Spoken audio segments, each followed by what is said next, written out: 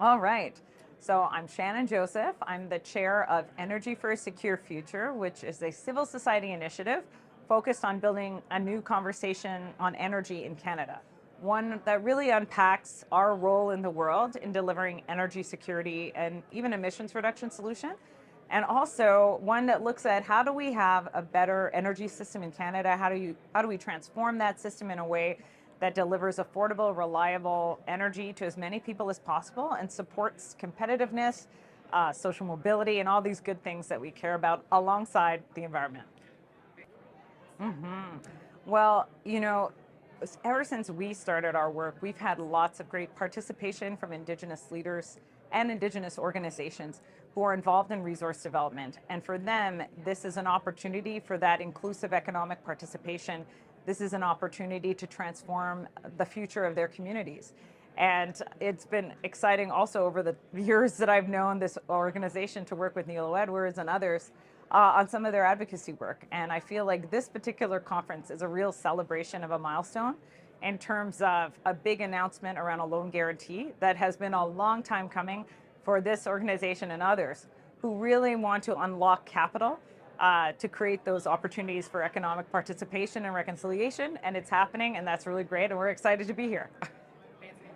Right. So, many of the leaders that we've worked with who've been advocating related to this program have talked about projects they want to do in renewable energy, projects they want to do in liquefied natural gas, export, in infrastructure ownership, whether it's electric infrastructure or pipelines, and how ownership in those projects sets the stage for economic diversification into agriculture or manufacturing even, and other opportunities that are available. And I think what's exciting is that that program was announced with a sector neutral approach so that whatever the opportunity that these nations have identified with partners in industry, they can pursue and really achieve their goals, which only they know and really, which, the sky's now the limit. So that's been exciting.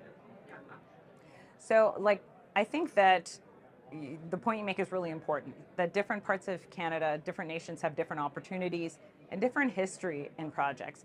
I think a lot of what's been celebrated recently and really enabled is that trade agenda, enabling nations to sign on to infrastructure that allows them to be part of the global economy and global energy solutions. And that's really important. I think coupled with that, you have revenues, but what you need to really have that social mobility is affordable living and housing and all of these things. And an important issue we're going to be working on next is affordable energy on reserve for Indigenous peoples.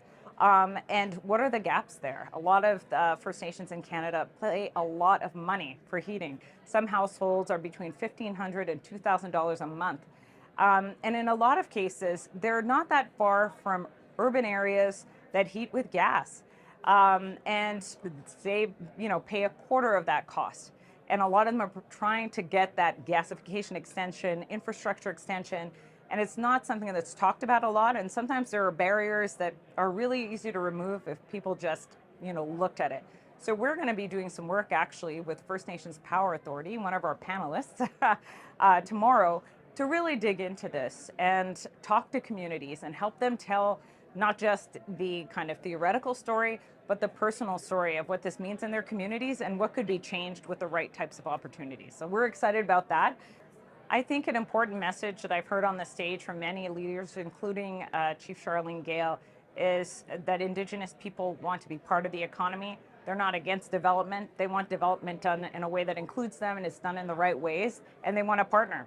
And that's been a consistent message, and I think the possibilities for that are becoming more and more clear, and that is fantastic to see. So that's a big takeaway for me. It's a big takeaway as well to hear what happens when communities can access their own money, don't have to worry about asking someone in Ottawa or explaining to someone far away why they want to do something with their own revenues. They can preserve language and do other things. And so that economic participation piece is so important and transformative, even for culture. And I think that's an important takeaway that I'm glad has come to Toronto as well. Not that Toronto was, it's just more and more people in the country need to hear these. And I guess a final takeaway is that we're all in this together, and there's such a broad spectrum of people here, from the Indigenous community, from business, from government. People really want to celebrate this. And I think it's because we're in a time where, you know, There are issues of polarization. There's so much angst. And this is actually a really positive story. And we need to, I think, gravitate around that and build towards more and more of those. So that's my big takeaway.